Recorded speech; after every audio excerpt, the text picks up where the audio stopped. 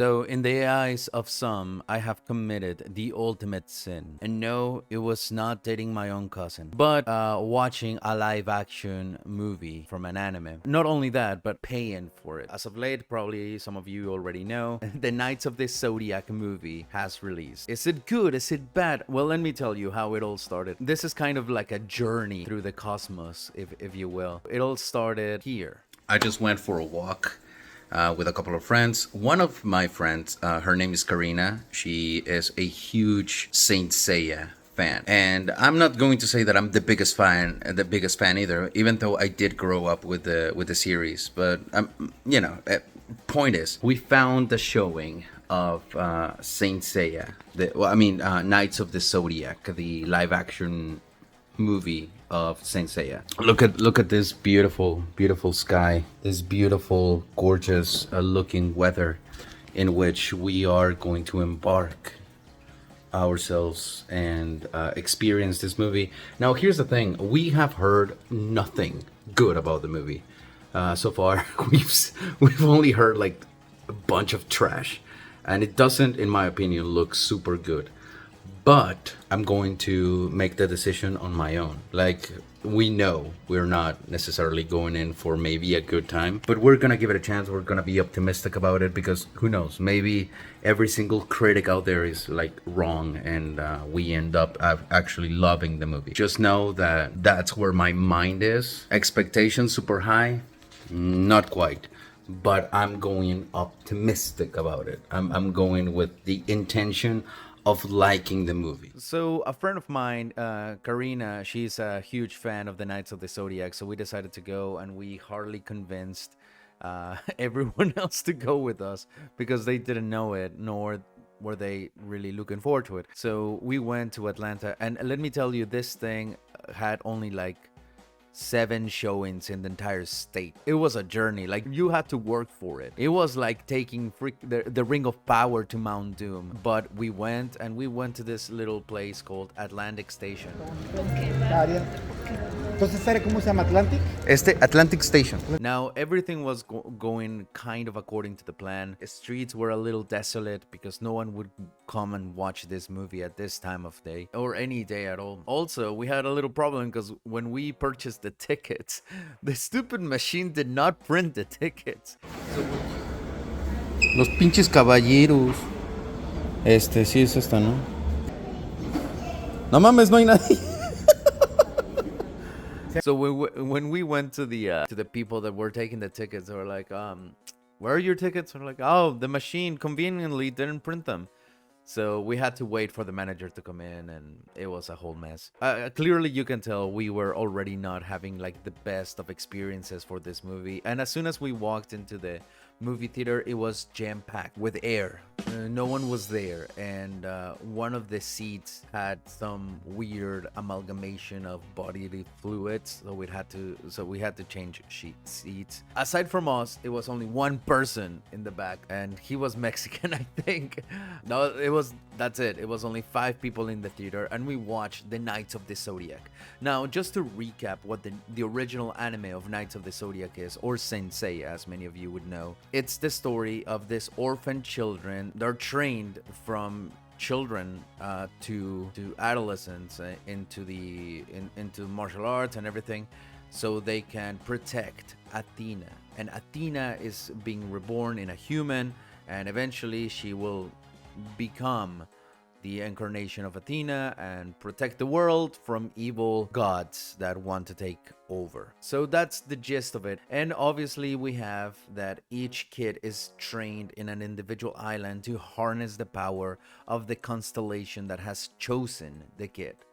So we have Seiya, who is the carrier of the constellation of Pegasus.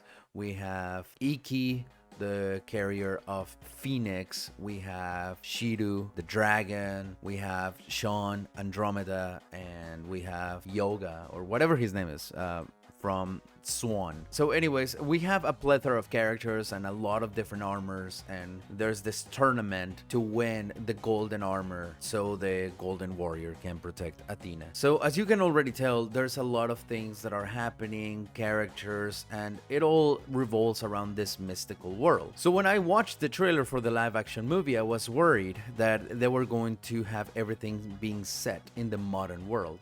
And honestly, this is not necessarily going to be a whole review of the movie, but also kind of like my shared thoughts and experiences, because it's very important to say the Knights of the Zodiac anime and the live action movie are similar in a way. You can say that one is inspired by the other. They're very different too. So the first thing that I noticed in the trailer is that they were using a lot of guns, and there was this woman, the girl that plays Jean Grey on the X-Men, that she was just like dressed in black and everything, and I had a prediction that they were going to probably have some armors they were trying to create on this like militaristic operation, which it would never happen in the anime because the armors are just sacred and they cannot be replicated. And lo and behold, it did happen. Just FYI, there's gonna be spoilers in this thing, so if you don't want spoilers, not that you're going to watch the movie, but there's gonna be a little bit of spoilers. The thing is, and this is where I really want to drive in before wasting more of your time, is the movie good? Is it worth watching? Yes and no, okay? So hear me out. Is the movie good?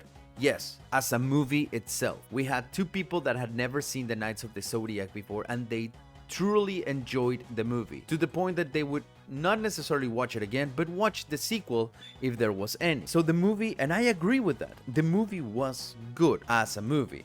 Is it cheesy? Yes. Is it campy? Yes. Dialogue horrendous? Yes. But the action sequences were really good. Some of the effects were cool. Some of the music was okay. The hero's journey was well presented here. Seiya does go through a training arc and becomes the hero that he wants to be. Yes, as a movie on its own, it's good. As an adaptation of the anime, though, it's a fucking vomit. Like, it's a piece of shit.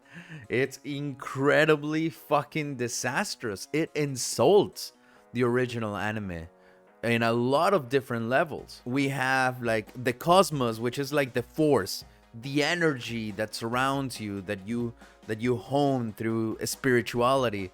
Apparently you carry it in your blood, so you can like take someone's blood and you're taking like some of their cosmos out, so you can use it with your own and become more powerful. There's armors that are artificially created by this militaristic operation, and is not necessarily something that that not only you could never find in the anime, but it kind of cheapens the lore of these armors, you know. Also in the anime we had a lot of characters, like I mentioned before: Dragon, Andromeda, Swan. Here, the fuck they are, who knows. Seiya is been taken in the anime from being an orphan to this world, and he already knows it. Here, he's, for whatever reason, in all live action anime or video games, your protagonist has to be a cage fighter in the streets. So obviously Seiya is a cage fighter, which is fucking stupid. But the sequence was fine.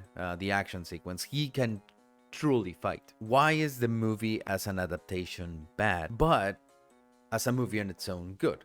Well, because it's easy. If you like the Fast and the Furious movies, you could like this movie. It's that stupidly as cheesy. But the thing with the Knights of the Zodiac in the anime, Saint Seiya, is that the characters take it seriously.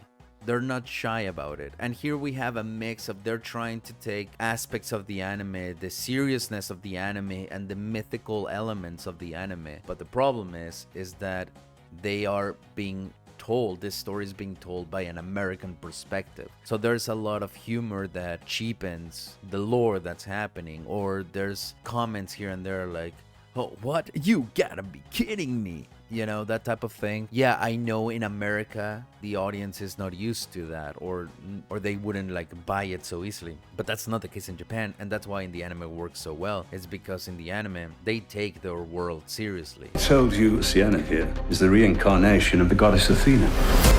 How does it feel to be a goddess? Sometimes I feel like I'm a guest in my own body. So it doesn't come out as cheesy.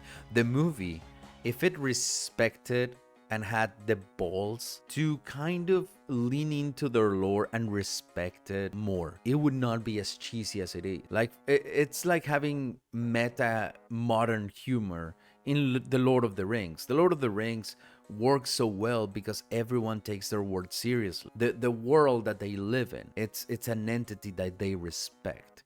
Here, it's like they're just visitors there. We have American people in a Japanese story and they're like, oh, what is this? So it loses a lot of the moments that could be impactful. So is it worth watching? Should you give it your money? In a way, I'm going to say something that could be very problematic, and that is, yes, you should. Give it a chance. You might actually like it for the stupid-ass cheesy movie that it is. But if you're going to go with the expectation that you're going to get a faithful adaptation to the level of the Rurouni Kenshin Japanese live-action adaptation, or the Japanese Death Note live-action adaptation of their respective anime, you're going to be very, very angry. This movie is not one that if you are a die-hard Saint Seiya fan, or in general anime fan, is not going to go down easy. You're definitely going to be criticizing a lot of things, and you're going to notice also that in general the editing in this movie is not necessarily very good. But as an experience, just to say I did it because I just wanted to see it for myself and I was not expecting anything, you might actually maybe enjoy it just a bit. This is not something that I can rate, that I can say, oh, it's a 5 or this or anything. In fact, more as of late, I've kind of neglected the idea of rating movies because it's very subjective and it's like it can depend on one person to person. So all I can say is that watch it if you like Fast and the Furious. Don't watch it if you expect something good. Let me know if you guys have seen it, or if you're interested in seeing it, or if after this video you're no longer interested in seeing it. It's been a pleasure talking to you. Like, subscribe, do all that shit. All right, bye.